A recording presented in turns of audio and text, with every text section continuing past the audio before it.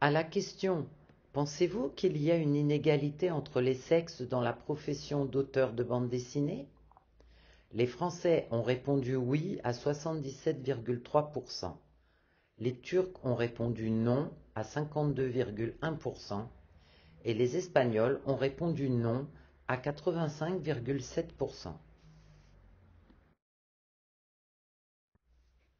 Ensuite, l'enquête présentait les faits suivants. La profession d'auteur-autrice de bande dessinée s'est féminisée depuis le début des années 2000. Cependant, seulement 15% de l'ensemble des professionnels sont des femmes. Puis, on demandait de répondre à la question suivante. Pourquoi pensez-vous qu'il y a une inégalité entre les sexes dans la profession d'auteur de bande dessinée? La réponse devait indiquer à quel point on était d'accord avec chacun des énoncés suivants. Premier énoncé, manque d'intérêt des femmes pour les bandes dessinées. Énoncé numéro 2, la bande dessinée est principalement orientée vers un public masculin. Énoncé numéro 3, statistiquement, il y a moins de femmes que d'hommes dans la profession. Les réponses espagnoles ont validé le deuxième énoncé. La bande dessinée est principalement orientée vers un public masculin. Les réponses turques ont validé le troisième énoncé. Statistiquement, il y a moins de femmes que d'hommes dans la profession.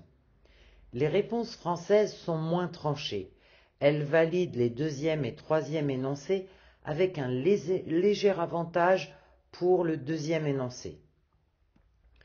L'ensemble des répondants, quel que soit le pays, s'opposent au point de vue selon lesquels les femmes manqueraient majoritairement d'intérêt pour les bandes dessinées. À la question « Est-ce que l'expression d'un genre est importante dans la caractérisation d'un personnage ?» Les Français ont répondu non à 70,5%, les Turcs ont répondu non à 60,4% et les Espagnols ont répondu non à 57,1%.